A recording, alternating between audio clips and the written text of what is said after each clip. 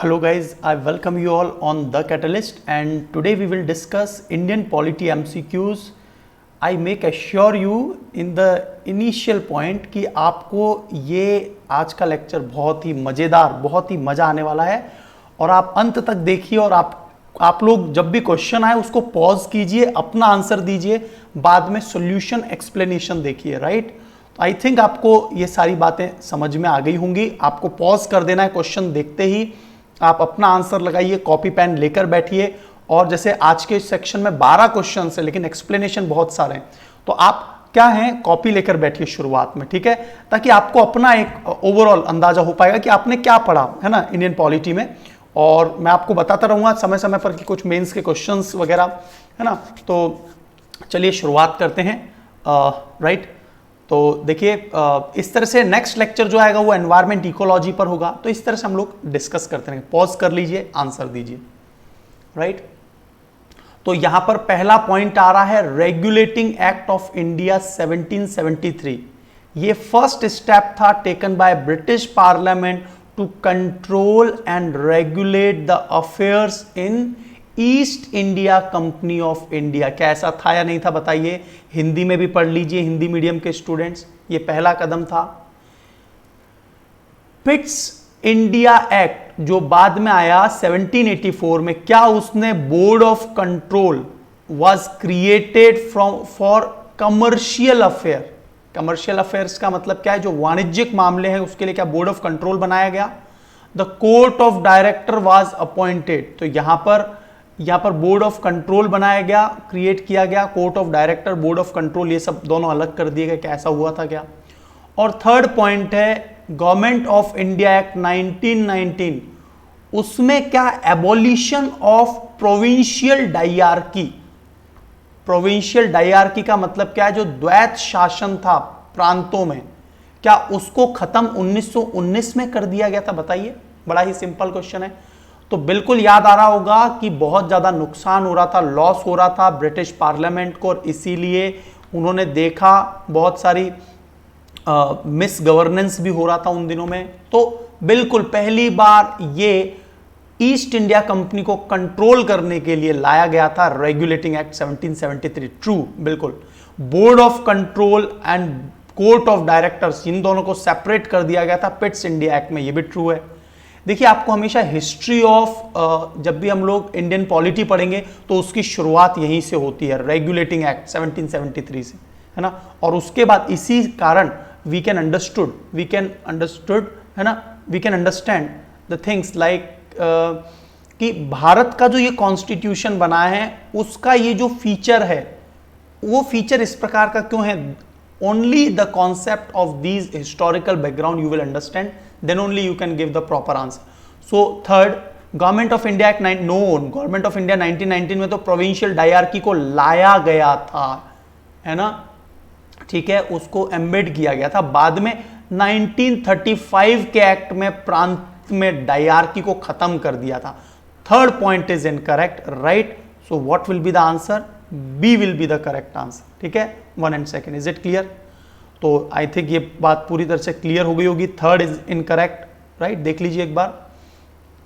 तो the key feature क्या थे भाई 1773 के, कि मिस गवर्नेंस चल रहा था उन दिनों में, तो इसलिए वो ऐसा कुछ लेकर आए और फिर गवर्नर जनरल ऑफ बंगाल बना दिया गया, है ना। Created an executive council of 4 members to assist him, उससे मदद करने के लिए एक एग्जीक्यूटिव काउंसिल बना दी गई। सब कुछ आपको याद आ रहा होगा क्योंकि आपने ये सब पढ़ा हुआ है, तो रिवीजन हो जाएगा। Lord Warren Hasting was the first governor general of Bengal, ये पॉइंट भी बहुत इंपॉर्टेंट है, राइट। ये सब आपको एनसीईआरटीज में भी मिलता है। Governors of Bengal, Bombay and Madras, वो सबऑर्डिनेट करते थे कोलकाता मतलब बंगाल को, यस और no. It provides the establishment of supreme court at Kolkata मतलब जो उस समय कलकत्ता नाम से जाना जाता था। ये कलकत्ता एक छोटा सा 3 विलेज हुआ करते थे, उनमें से कलकत्ता एक विलेज था, बाद में ये बहुत बड़े बड़े होते चले गए, ठीक है। 1774 तो चीफ जस्टिस एंड 3 अदर जजेस, है ना। सब कुछ ऑडियो वीडियो बराबर जा रहा है, परफेक्ट है, यस, ठीक है। और it prohibited servant of company from engaging any private trade and accepting presents and bribe, बिल्कुल मना कर दिया था कि आप किसी प्रकार की ब्राइब या फिर प्रेजेंट्स जो दिए जाते हैं जो राजा महाराजाओं की तरफ से, किंगडम की तरफ से, ऐसा सब कुछ एंगेज कर बंद कर दिया था, किसी प्रकार का प्राइवेट ट्रेड नहीं करेंगे। ठीक है। पिट्स इंडिया एक्ट आपको मैंने ऑलरेडी एक्सप्लेन कर दिया है। यहां पर political power were with board of control, जो पॉलिटिकल पावर थी, and ultimately British government while commercial power were with council of director. So इस तरह से क्या होता है कि यहां पर ये बॉडी बना दी जाती है court of director and board of controller, ये आपको याद आ रहा होगा। ठीक है। और गवर्नमेंट ऑफ इंडिया एक्ट 1935 के तहत यहां पर डायरकी को एबॉलिश कर दिया गया, और वहां पर आपको याद आ रहा होगा 1935 में फिर क्या होता है, it provide establishment of all India federation consisting of provinces and princely state, और यहां पर फेडरल लिस्ट, जिसे हम लोग कह सकते हैं आज की तारीख में सेंट्रल लिस्ट, है ना, केंद्र सूची सेंट्रल लिस्ट, और स्टेट लिस्ट उसे हम लोग बोल सकते हैं उन दिनों में प्रोविंशियल लिस्ट, और कॉन्करेंट लिस्ट। अच्छा, भारत में जो कॉन्करेंट लिस्ट जो है इसका प्रोविजन कहां से आया है भाई, समवर्ती सूची, ऑस्ट्रेलिया, याद रखना ऑस्ट्रेलिया। और काफी हद तक कुछ जो लैंग्वेज है ना हमारे प्रियम्बल की, वो भी हमने ऑस्ट्रेलिया से लिए, राइट। अच्छा, रूल ऑफ लॉ हमने कहां से लिया है, और प्रोसीजर एस्टेब्लिश्ड बाय लॉ हमने कहां से लिया है, ये आगे आने वाला है, लेकिन मैंने आपसे क्वेश्चन पूछा है। ठीक है, चलिए अगला बड़ा ही सिंपल क्वेश्चन है, पॉज कर लीजिए। Guardian of the fundamental right कौन होता है इंडियन सिटीजन के लिए, जो fundamental rights, even guardian of constitution भी कौन होगा, बताइए। एक ही आंसर है भाई, सुप्रीम कोर्ट। बहुत ही सिंपल क्वेश्चन है ये, है ना, वेरी डायरेक्ट क्वेश्चन।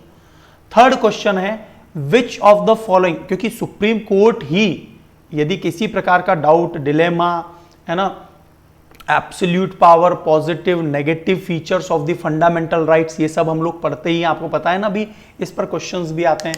आप में से कितनों ने लक्ष्मीकांत बुक को कम से कम 2-3 बार पूरी तरह से पढ़ा है? आप में से कितने लोगों ने एक एक लेक्चर के कॉन्सेप्ट वाले पार्ट पूरी तरह से देख लिए हैं, है ना, देखे हैं या नहीं देखे? नहीं देखे, अच्छे से देखिए। तो supreme court, is it clear? चलिए, तो इसके बाद आता है which of the following statement is correct about preamble.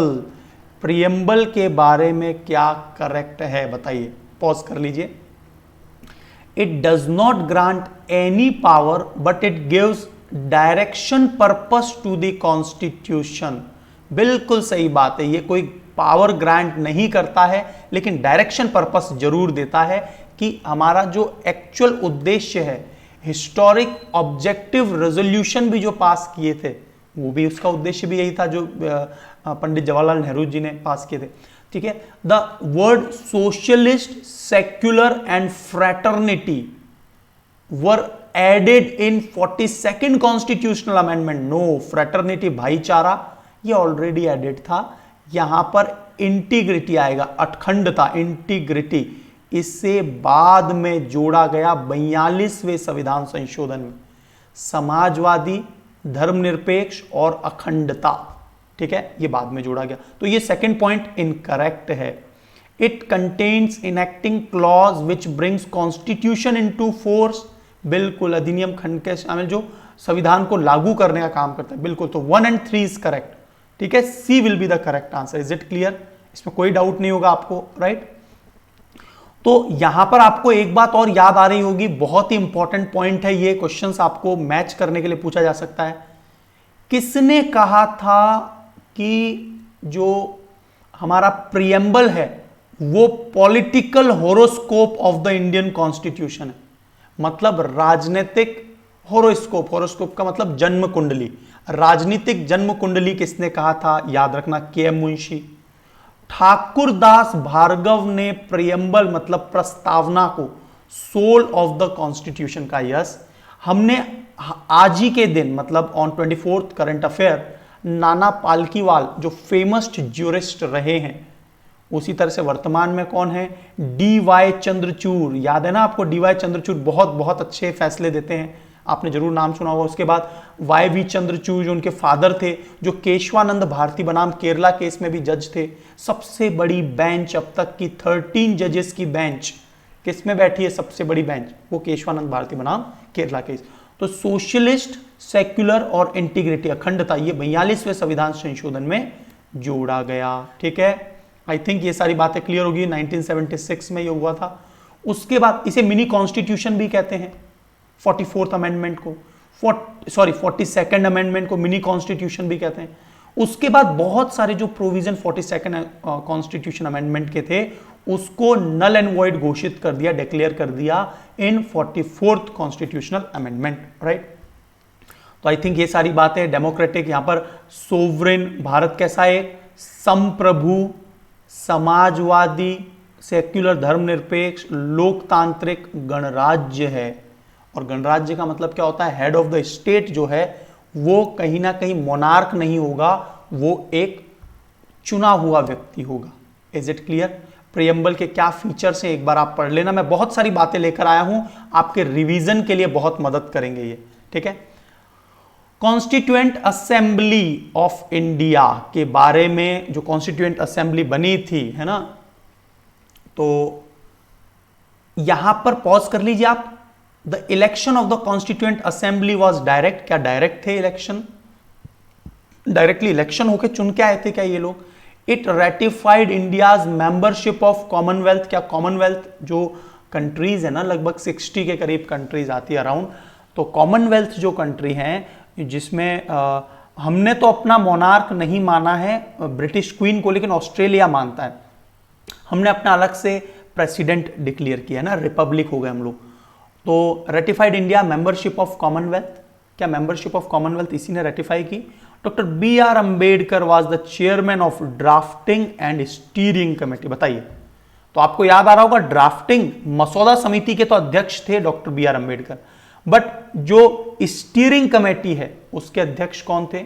Steering committee जो संचालन समिति के अध्यक्ष थे वो डॉक्टर राजेंद्र प्रसाद थे। तो यहां पर करेक्ट पूछा है इनकरेक्ट? यहां पर करेक्ट पूछा, इस पर गोला जरूर मार्क कीजिए हमेशा एग्जाम में। करेक्ट इनकरेक्ट को सबसे पहले मार्क कर लीजिए ताकि आपका आंसर में किसी प्रकार की मिस्टेक ना हो। Third statement is incorrect. First is also incorrect, क्योंकि यहां पर डायरेक्टली चुनकर नहीं आए थे, उनको तो अलग अलग जो किंगडम्स वगैरह थे, स्टेट है ना, वहां से लोगों को भेजा गया था, उनका चुनाव नहीं हुआ था जैसे आज की तारीख में होता है। First statement is incorrect, third is incorrect, second is correct. बिल्कुल राष्ट्रमंडल की सदस्यता को, तो ये सब जब आप पढ़ते हैं बुक को डिटेल में तो आपको समझ में आएगा, तो इसलिए आपको डिटेल में बुक्स इस तरह से पढ़नी चाहिए। So the framers of the constitution ensure that governance of the Indian Republic would be based on direct election with universal adult franchise. लेकिन उस समय पर क्या हुआ था, जो कॉन्स्टिट्यूएंट असेंबली के मेंबर्स थे, कोई अडल्ट फ्रेंचाइज मतलब वोट के आधार पे, इवन आपको पता होगा ब्रिटिशर्स के समय पर कुछ इंटेलेक्चुअल्स लोग, कुछ बिजनेसमैन या बहुत रिनाउंड जो पर्सन होते थे, बिजनेसमैन रिनाउंड या इंटेलेक्चुअल्स जो एजुकेशनिस्ट वगैरह हैं और पॉलिटिकल सदस्य, उन्हीं को लगभग 10% के करीब लोगों को ही इंडिया में वोटिंग का अधिकार था। वो तो अब है, और जब कॉन्स्टिट्यूशन बना तब तो केवल 21 वर्ष से ऊपर वाले को यूनिवर्सल अडल्ट फ्रेंचाइज के तहत वो वोट देने का अधिकार था। और आपको याद आ रहा है कौन से संविधान संशोधन के बाद 18 एज कर दी गई वोटिंग डालने की? बताइए। ये सब प्रश्न आज ही की क्लास में होंगे, लेकिन मैं अभी से पूछ रहा हूं आपसे, थोड़ा सा इंटरेक्शन अच्छा हो जाए। यस और no? So function of the constituent assembly का क्या काम था? कॉन्स्टिट्यूशन को बनाना, इनेक्टिंग लॉ, लॉ को लागू करना, डिसीजन मेकिंग प्रोसेस। इन्होंने इंडियन फ्लैग को अडॉप्ट करा था। ये सब पॉइंट्स बहुत इंपॉर्टेंट है। 22 जुलाई 1947 को, है ना, ये बहुत इंपॉर्टेंट पॉइंट है। It accepted and approved India's membership in the British Commonwealth, और ये एंड में जाके मे 1949 डॉक्टर राजेंद्र प्रसाद जो है वो बने फर्स्ट प्रेसिडेंट, और नेशनल एंथम और नेशनल सॉन्ग दोनों को एक्सेप्ट कर लिया था 24 जनवरी 1950, मतलब 2 दिन पहले हमारे रिपब्लिक डे के। तो यहां पर देखिए, आपको दिख रहा होगा नीचे नीचे स्टीयरिंग कमेटी के अध्यक्ष थे डॉक्टर राजेंद्र प्रसाद, ठीक है, और ड्राफ्टिंग कमेटी के तो आपको पता ही है डॉक्टर बी आर अंबेडकर। और ये सब कमेटीज आपको कंठस्थ होनी चाहिए, परमानेंट याद होनी चाहिए। तो एक बार जब आप ये नोट्स देखें, है ना, तो उनको देख लेना, एक्सप्लेन करने में बहुत समय चला जाएगा। चलिए, विच of the following statement is correct? बताइए, पॉज कर लीजिए। 52वां संविधान संशोधन क्या 1985 में 10th शेड्यूल को ऐड किया इसमें। ओरिया जो भाषा है ना, उसको ओडिया कर दिया गया। क्या ये 96वें संविधान संशोधन के तहत किया गया। और जो 42nd अमेंडमेंट एक्ट है 1976, transferred 5 subject of concurrent list from the state list. तो बताइए इसमें से कौन कौन से स्टेटमेंट बिल्कुल बिल्कुल करेक्ट हैं। So can you recall anything? क्या आपको लग रहा है कि लक्ष्मीकांत बुक आपने अच्छे से पढ़ी है? हाउ मेनी ऑफ क्वेश्चंस आप लोग कॉपी पेन लेकर बैठे हैं या नहीं बैठे हैं, और आपके आंसर्स कितने सही आ रहे हैं बताइए। आपके कितने आंसर्स सही आ रहे हैं? सो यस, तो पहला पॉइंट तो बिल्कुल सही है भाई। 10वीं संविधान और दल बदल का नियम था, ये याद आ रहा है। एंटी डिफेक्शन लॉ, आया राम गया राम, याद आ रहा होगा आपको, हरियाणा का है ना। सेकंड, 2011 में 96वें संविधान संशोधन के तहत ओडिया को ओरिया कर है ना, ओरिया को ओडिया कर दिया। ये इंग्लिश में एक जैसे, हिंदी में एक जैसे दिख रहे हैं। और 42वें संविधान संशोधन में जो है 5 विषय जो स्टेट लिस्ट में थे उसे कॉन्करेंट लिस्ट में डाल दिया। इससे क्या होता है बताइए। स्टेट लिस्ट से कॉन्करेंट लिस्ट में डाला जाएगा तो जब भी पावर जो है दोनों के पास चली जाती है, लेकिन कहीं ना कहीं स्टेट की जो पावर्स है वो कम हो रही है, तो भारत का जो फेडरल स्ट्रक्चर है उसमें कमी आएगी। यस और नो, संघीय ढांचे में। ठीक है, तो ये तीनों points is absolutely correct, right. तो ये जो विषय थे, education, forest, weight and measures, protection of wild animal and birds and administration of justice, these 5 list, इनको कॉन्करेंट लिस्ट में डाल दिया। कहां से लिए कॉन्करेंट लिस्ट? ऑस्ट्रेलिया से। एंटी डिफेक्शन लॉ आपको याद आ रहा होगा, जिसमें देखिए क्या होता है, कई बार क्या होता है, दल बदल लेते थे और रिजल्ट पोस्ट पोल के बाद, प्री पोल तो उनका प्रॉमिस कुछ और होता है, पोस्ट पोल जो है वो अपने पार्टी को चेंज कर लेते। खरीद फरोख्त की राजनीति बहुत हो रही थी उन दिनों में, तो इसलिए फाइनली अपने आप में देखिए, एक व्यक्ति जो चुनकर गया है उसका मन है वो कहीं पर भी जाए, यस और नो, है ना, उसके पास डेमोक्रेटिक पावर है। लेकिन एक्चुअल में जो रियल डेमोक्रेसी है भारत की, यदि ये डिफेक्शन होता रहा, ये दल बदल होता रहता, तो हमारी जो डेमोक्रेटिक वैल्यूज है वो खत्म हो जाती। तो मजबूरन इंडिविजुअल जो डेमोक्रेसी थी कि भाई वो किसी भी दल में जा सकेगा, ऐसा नहीं होगा। और उसको फिर क्या किया जा सकता है, आप सभी ने विप सुना होगा, चाबुक मारने वाला एक मेन आदमी होता है। यदि पार्टी लाइन में, बीजेपी के पार्टी लाइन में नहीं चल रहा, कांग्रेस के पार्टी लाइन में नहीं चल रहा, तो उसे बाहर निकाल दिया जाता है। ये सब आपने सुना होगा। कितने लोगों ने आप में से विप को सुना है ना। तो देखिए यहां पर ये 4 पॉइंट बहुत इंपॉर्टेंट है। 21वें संविधान संशोधन के तहत हमने सिंधी को ऑफिशियल लैंग्वेज में ऐड किया था। 71वें संविधान संशोधन के तहत, ये मैच करने के लिए आते हैं आपको प्रीलिम्स में, कोंकणी, मणिपुर और नेपाली, जिसने बहुत अच्छे से डिटेल में पढ़ा है वही आंसर दे पाते हैं, इसलिए याद कर लीजिए, कोंकणी, मणिपुरी और नेपाली। 92nd अमेंडमेंट में बोडो, डोंगरी, संथाली और मैथिली, BDSM याद रखना। और 96वें संविधान संशोधन में ओडिया को बदलकर ओरिया कर दिया गया। ठीक है, तो ये कुछ अमेंडमेंट्स जो हैं, और ऑफ दीज 14, पहले 14 ही थी जब कॉन्स्टिट्यूशन बना, आज कितनी हो गई हैं, 22 लैंग्वेजेस हैं, है ना। ठीक है, आज भारत में 22 लैंग्वेजेस है जिनको ऑफिशियल, है ना, लैंग्वेजेस जो भारत की लैंग्वेजेस मानी जाती है। ठीक है ना। तो ये पॉइंट्स आपको कुछ क्लियर होने चाहिए। चलिए, विच of the following can be amended bye simple majority. पहले तो मैं ये बता दूं, सिंपल मेजॉरिटी का मतलब है संविधान संशोधन या संशोधन के तहत half of the sitting member, यदि वो फेवर करते हैं तो वो पारित हो जाए। दूसरा होता है 2/3 मेंबर, है ना, ये सिंपल मेजॉरिटी कहलाती है, ये स्पेशल मेजॉरिटी कहलाती है। इसके अलावा 2/3 स्पेशल मेजॉरिटी प्लस यदि वो फेडरल ढांचे को प्रभावित कर रहा है तो कम से कम 50% स्टेट्स को भी उसमें रेटिफाई करना पड़ेगा। जैसे एग्जाम्पल, बेस्ट एग्जाम्पल जीएसटी, है ना, जब जीएसटी पारित किया गया एनडीए गवर्नमेंट के द्वारा, तो उन्हें क्या करना पड़ा, उन्हें 50% स्टेट्स, लगभग कम से कम 15 स्टेट्स को मनाना पड़ा, क्योंकि उस समय पर 29 राज्य थे और उन्होंने जब हस्ताक्षर किए कि हाँ भाई हम जीएसटी करने को तैयार है, बाद में दुखी हुए, है ना, मध्य प्रदेश, महाराष्ट्र वगैरह वो इतना अच्छे से नहीं कर पा रहे, मतलब उनको प्रॉफिट कम मिल पा रहा है जीएसटी का, वो बात अलग है। तो ये 3 तरीके हैं, फर्स्ट, सेकेंड एंड थर्ड। आप शायद इसको बहुत इलेबरेटेड तरीके से पढ़ा भी होगा आपने, मैं तो बस रिवाइज करवा रहा हूं आपको। तो बताइए सिंपल मेजोरिटी से कौन कौन हो सकता है। तो यहां पर एक ही बात याद रखना, सुप्रीम कोर्ट या हाई कोर्ट की शक्तियों को कम करने की शक्ति नहीं है पार्लियामेंट के पास, उसके अधिकार क्षेत्र को बढ़ाने की तो शक्ति है। ठीक है, तो ये क्या है, यहां पर स्पेशल मेजोरिटी या फिर कई क्षेत्र में तो लॉ पास हो भी नहीं सकता, लेकिन यदि यूनियन टेरिटरी से संबंधित केंद्र शासित प्रदेश नया राज्य को बसाना है, यूज ऑफ ऑफिशियल लैंग्वेजेस हैं उसमें कोई संशोधन करना है, नागरिकता का कोई केस है कि एक्विजिशन की कोई शामिल हो जाए भारत में, अधिग्रहण या टर्मिनेशन, और abolition of creation of legislative council, कितने राज्यों में है, 7 राज्यों में लेजिस्लेटिव काउंसिल है। कौन कौन है बताइए वो 7 राज्य, बताइए। लेजिस्लेटिव काउंसिल पता है ना, ओडिशा में और राजस्थान में भी बिल पारित हो गया लेकिन अभी तक बनी नहीं है। लेजिस्लेटिव काउंसिल आपको याद आ रहा होगा, विधान परिषद, विधान परिषद के पूरे आर्टिकल सब कुछ पढ़े होंगे आपने, कहां से क्या होता है। ठीक है, तो सी इज द करेक्ट आंसर। ये 4th वाला नहीं है, किस दायरे में, साधारण बहुमत में नहीं आता, simple majority, special majority and, ठीक है, special majority in federal structure वो अलग है 50%।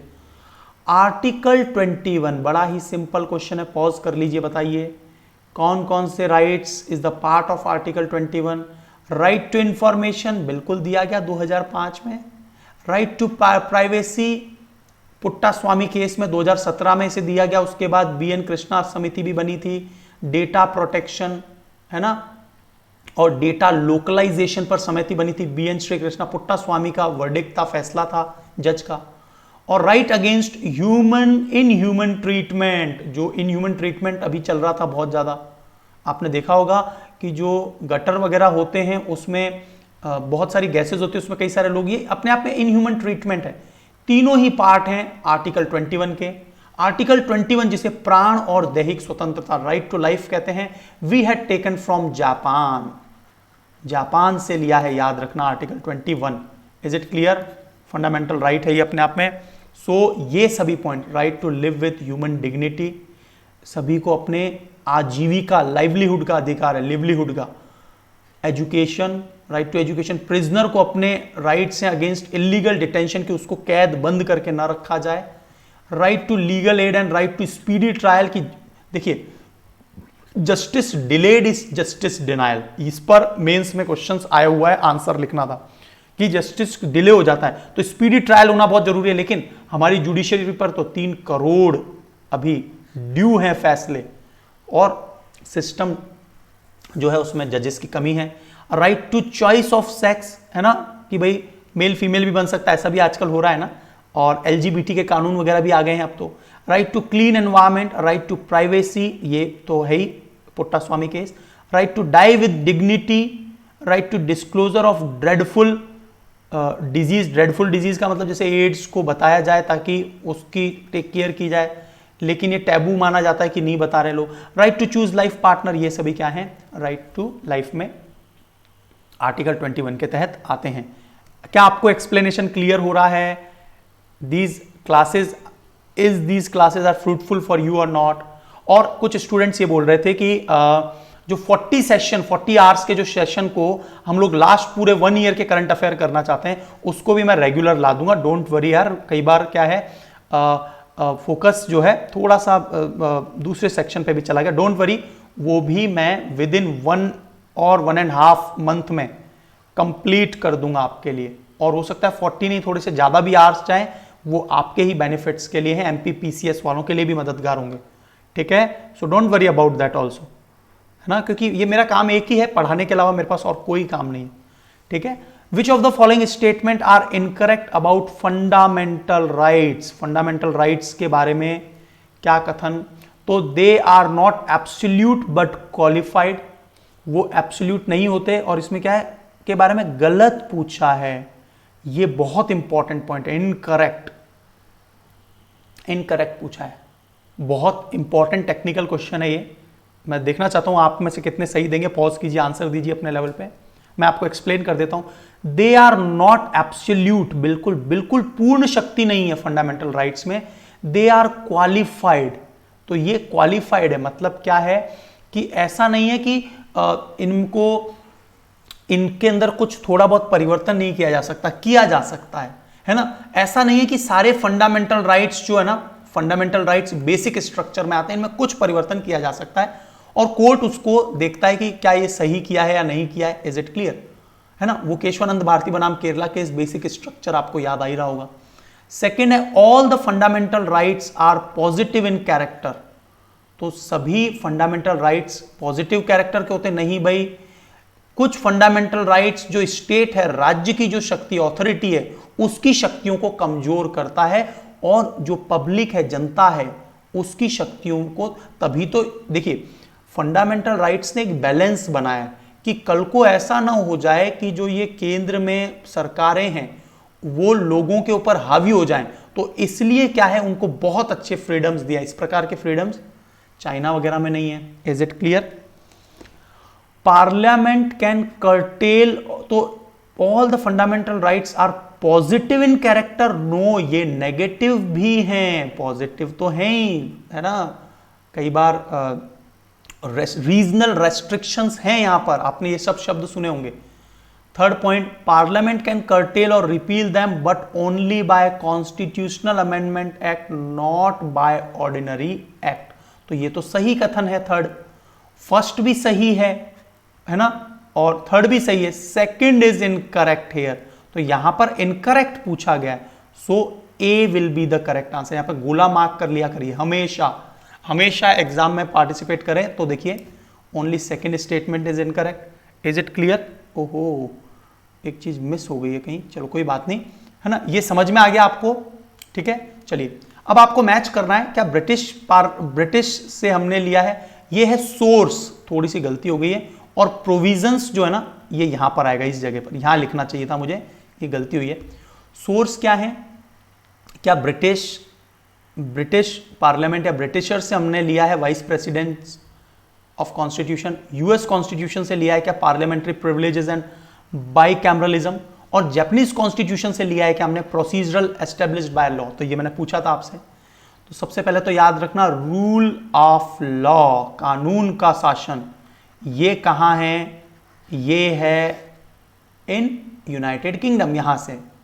और भारत में क्या लिया है, प्रोसीजर एस्टेब्लिश्ड बाय लॉ, समय समय पर जो प्रोसीजर बनते चले गए उससे हमने कानून। तो ये विधि द्वारा स्थापित प्रक्रिया, तो ये हमने जापान से लिए, सही है। लेकिन ब्रिटिशर्स से हमने ये लिया है पार्लियामेंट प्रिविलेज एंड बाइकैमरलिज्म, द्वैत शासन जो है ना, बाइकैमरलिज्म, है ना। विधानसभा और जो हम देखते हैं upper house and lower house है वहां पर, उसी प्रकार से भारत में भी बाइकैमरलिज्म, यस और नो, है ना, राज्यसभा लोकसभा। और यूएस कॉन्स्टिट्यूशन से हमने लिया है वाइस प्रेसिडेंट का पद। तो ये दोनों फर्स्ट एंड सेकंड इनकरेक्ट हैं। इसका मैच ये है, इसका मैच ये है, ये करेक्ट है। Only third will be the correct answer. Is it clear. So यहां पर जो मैंने आपको बताया था ना, ये थोड़ा सा बाद में, गलती से ये बाद में लग गया। तो what is absolute versus qualified, मैं इस प्रश्न की बात कर रहा हूं आपसे। इस प्रश्न में जो पहला पॉइंट था, what is absolute and qualified. Parliament can impose reasonable restriction, तो एब्सोल्यूट नहीं है फंडामेंटल राइट्स, क्वालिफाइड है। कोर्ट डिसाइड कि रेस्ट्रिक्शन रीजनेबल है या नहीं है। इज इट क्लियर, ठीक है। Right to freedom of speech and expression, मतलब एक लिमिट तक है। आपको पता होगा रेस्ट्रिक्शंस हैं। आर्मी के जो लोग हैं ना, जो आर्टिकल 33 से लेकर 35 तक, जो ये हमारे पैरामिलिट्रिक फोर्सेस आर्मी के लिए फंडामेंटल राइट्स हैं, उनको रीजनेबल रेस्ट्रिक्शंस है, वो नहीं बोल सकते ओपनली। फ्रीडम ऑफ स्पीच उनके लिए नहीं है ना। तो आई थिंक ये बात समझ में आई होगी, ठीक है। तो कई बार क्या होता है कि पहली सिक्योरिटी होती है राष्ट्र की, पब्लिक ऑर्डर, मॉरलिटी और सॉवरेनिटी, उसमें बैलेंस देखा जाता है और उस बैलेंस को मैनेज कौन करेगा, पार्लियामेंट करेगा। पॉजिटिव एंड नेगेटिव में क्या है, पॉजिटिविटी एंड नेगेटिविटी दोनों ही फीचर है हमारे फंडामेंटल राइट्स के। Rights depend on what they mean to do. If particular right enable और एम्पावर्स यू, यदि आपको शक्ति दे रहा है तो ये पॉजिटिव है, लेकिन जब वो सिटीजन्स को शक्ति दे रहा है तो शक्ति किसकी कम हो रही है? स्टेट की शक्ति कम हो रही है, और इसीलिए क्या है, उनके लिए नेगेटिव हो गया। तो देखिए on the other hand if particular right है ये, if particular right, if particular, एक मिनट कुछ गलती है, 1 सेकेंड, माफी चाहता हूं। Yes, so on the other hand if particular right place limitation on the, कुछ हिस्से में क्या होता है, हल्का कर दिया जाता है, स्टेट की ऑथोरिटी को कमजोर कर रहा है, तो ये नेगेटिव हो गया उनके लिए। आई बात समझ में? ठीक है, चलो, तो ये पॉइंट, ये दोनों शायद सेम आ गए हैं, ये अच्छा आंसर है इसका, राइट। आपको ये जो है ना सॉल्यूशन, वो 8th क्वेश्चन का सॉल्यूशन है। चलिए 9th क्वेश्चन पे आपको जब पीडीएफ मिलेगी, when you will get the PDF, आपको ये सही ऑर्डर में मिलेगा, don't worry about that. Feedback जरूर देना कैसा लगा सेक्शन। नेक्स्ट लेक्चर जो होगा एनवायरमेंट इकोलॉजी पर होगा, और 2 से 3 क्लासेस करंट अफेयर्स की रहेंगी एमसीक्यूज बेस्ड, ताकि आने वाले समय में प्रीलिम्स को आप बहुत अच्छे से फोकस कर सके और एक माइंडसेट बना सकें, राइट। तो ये बात क्लियर हो गई, प्रोसीजर एस्टेब्लिश्ड बाय लॉ। तो ये पॉइंट्स मैंने आपके लिए पूरे कलेक्ट करके रख दिए हैं, मैं एक्सप्लेन करूंगा, फिर से समय लगेगा।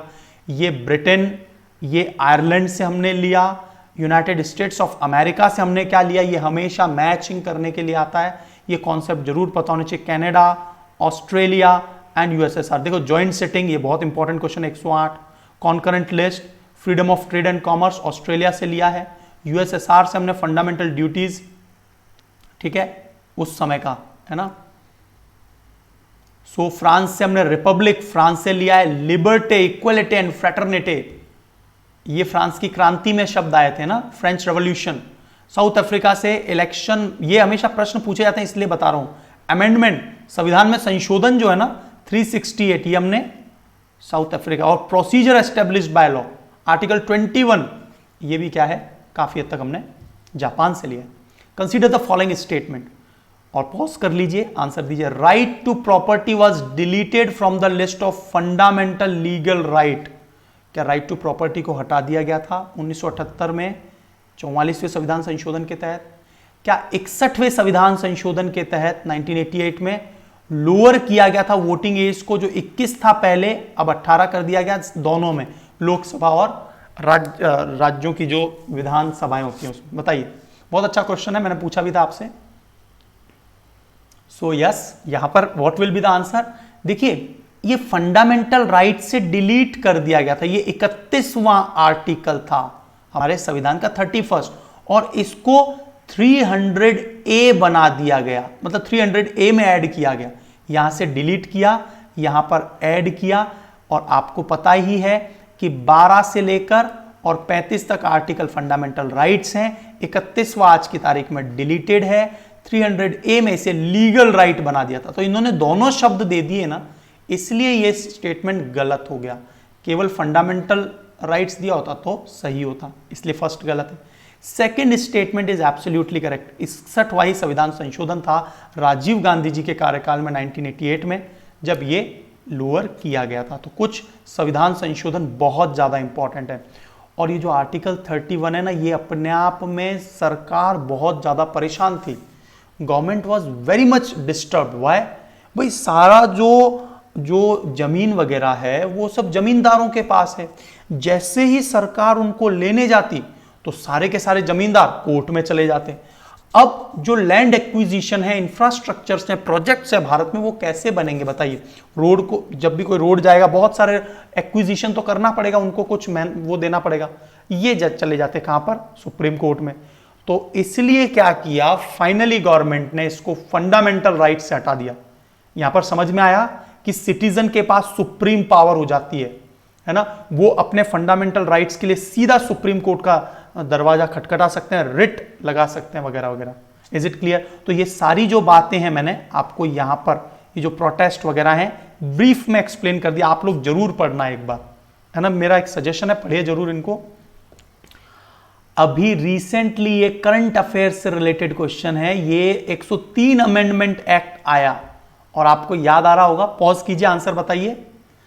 तो यहां पर आपको याद आ रहा होगा इकोनॉमिक एंड वीकर सेक्शन को स्पेशल क्या दिया गया है, एक क्या दिया गया है, छूट प्रोविजन दिया गया है, जैसे शेड्यूल्ड ट्राइब्स, शेड्यूल्ड कास्ट और ओबीसीज को जो रिजर्वेशन मिलता है। बहुत इंपॉर्टेंट क्वेश्चन है, देखिए आर्टिकल 15(6) जो है, जो government to provide the advancement of, तो यहां पर इनको भी अलग से ये बात लिखी गई कि जैसे शेड्यूल कास्ट, शेड्यूल ट्राइब्स को अलग से लिखा गया क्योंकि ये वंचित वर्ग हैं, इन्हें मदद मिलनी चाहिए। तो ये संविधान संशोधन किया था, याद आ रहा होगा, और अप टू 10% सीट का रिजर्व किया गया इकोनॉमिक एंड वीकर सेक्शन में। और इकोनॉमिक एंड वीकर सेक्शन की कंडीशन क्या है, किस आधार पे किसी व्यक्ति को माना जाएगा कि वो ईडब्ल्यूएस में है? कैन यू टेल मी, क्या आपको पता है वो 3 कंडीशन क्या हैं? तो ये दोनों पॉइंट्स बिल्कुल सही हैं। आपको याद आ रहा होगा 99वां संविधान संशोधन, 99th कॉन्स्टिट्यूशनल अमेंडमेंट एक्ट, है ना, NJAC, national judicial appointment committee, इसे करंट एनडीए ने पारित किया। और चूंकि ये सुप्रीम कोर्ट और कोर्ट के दायरों को क्या कर रहा था, ब्रीच कर रहा था, है ना, और इसलिए सुप्रीम कोर्ट ने इसको नल एंड वॉइड कर दिया था। तो ये आर्टिकल आज की तारीख में खत्म कर दिया, अमेंडमेंट, सॉरी आर्टिकल नहीं, अमेंडमेंट, 99वां संविधान संशोधन। उसके बाद आता है 100वां संविधान संशोधन, जिसमें आपको याद आ रहा होगा लैंड अरेंजमेंट, बांग्लादेश से कुछ लैंड हमने लिया, हमने कुछ लैंड बांग्लादेश को दिया, अच्छे रिलेशंस भी बने उससे, राइट। 101वां संविधान संशोधन आपको याद आ रहा होगा, जीएसटी, है ना, गुड्स एंड सर्विस टैक्सेस। तो आपको हमेशा पता होने चाहिए, रिसेंट जो अमेंडमेंट है ना 99 से लेकर जो ये 104 संविधान संशोधन हुए हैं, ठीक है। Such reservation will also apply to minority education institutions, नहीं, माइनॉरिटी वाला पार्ट सेपरेट है, माइनॉरिटी ये अलग से इकोनॉमिक वीकर। तो ये थर्ड पॉइंट इनकरेक्ट है, first and second is correct. तो फर्स्ट एंड सेकंड नहीं दिया है, ओके। यहां पर सॉरी, यहां पर मैं माफी चाहता हूं, देखो यही गलती हो जाती है, मुझसे भी हुई, मुझे क्वेश्चन को पूरा पढ़ना चाहिए था, यहां पर इनकरेक्ट पूछा है। तो मैंने क्या बोला, फर्स्ट करेक्ट है, इसीलिए गोला मार्क कीजिए, सबसे पहले incorrect, first is correct, second is correct, third is incorrect, right. तो थर्ड इज इनकरेक्ट, तो आंसर क्या हो जाएगा, B will be the answer.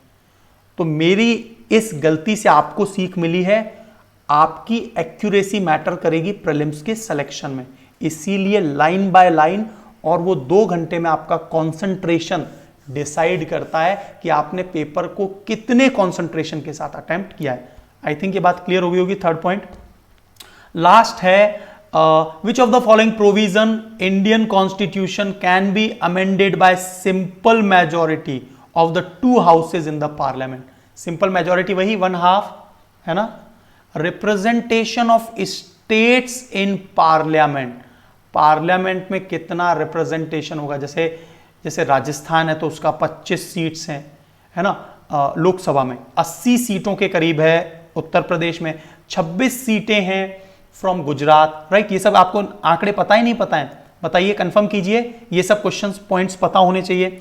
Maharashtra की 48 सीट है, उसी तरह से राज्यसभा में अलग अलग है। ये रिप्रेजेंटेशन जो है सिंपल मेजॉरिटी से नहीं हो सकता, स्पेशल मेजॉरिटी चाहिए। क्रिएशन, और वहां पर फेडरल स्ट्रक्चर भी है, इसलिए ठीक है, क्रिएशन फेडरल स्ट्रक्चर में तो नहीं आएगा ये, क्योंकि एक पर्टिकुलर स्टेट की बात हो रही होगी, सबको एक साथ तो कर नहीं सकते। क्रिएशन ऑफ लेजिस्लेटिव काउंसिल, ये तो हमने बोला ही था, विधान परिषद बनानी है तो भैया आप बना सकते हैं, है ना। यूटीज वाला हमने देखा, अभी राज्य को नया राज्य बनाना है, लैंग्वेज में परिवर्तन, वो सब। Conferment of more jurisdiction on supreme court के ताकत को, शक्ति को, दायरे को बढ़ा रहे हो तो सुप्रीम कोर्ट की कोई दिक्कत नहीं है, 50% मेजोरिटी से काम चल जाए। लेकिन सुप्रीम कोर्ट के दायरे को कम कर रहे हो तो ये जो 3 पिलर हैं, कौन से भाई, जुडिशरी, लेजिस्लेचर और एग्जीक्यूटिव्स, इनके अपने अपने दायरे हैं, उनको कोई ब्रीच ना करे तो supreme court null and void कर देती। इसीलिए मैंने वो एग्जांपल आपको बताया था, 99th constitutional amendment act, national judicial appointment committee जो थी, उसके तहत क्या करना चाह रहे थे ये, कि एक जो पॉलिटिकल जो लीडर है उसे भी चाह रहे थे कि वो भी जो जजेस के अपॉइंटमेंट में हिस्सा बने। वैसे मैं बता दूं आपको ये सब क्यों जरूरी था। आज तक जो सुप्रीम कोर्ट है उसमें अब तक जितने भी लोग बने हैं, अब तक केवल 250 फैमिली, 250 फैमिली से रिलेटेड ही हैं। आप देखेंगे वहां पर भाई भतीजावाद, नेपोटिज्म चलता है। जो पहले जज था है ना, उसके बेटे जज बनते हैं, और ये जुडिशियल्स जो कमेटी होती है ना, ये एक दूसरे को फेवर करते हैं, तो नेपोटिज्म चल रहा है।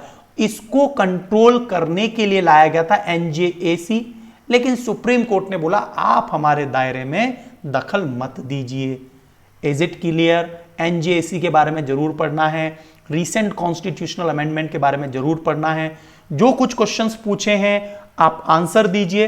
देखिए आप एक कॉपी लेके बैठा करिए, कितने आंसर सही हैं, मैंने क्या क्वेश्चन पूछा, आप उसको तैयार करिए और सजेशन देते रहिए कि भाई कितना अच्छा लगा है आपको ये lecture. Thank you so much, will meet soon. जय हिंद दोस्तों।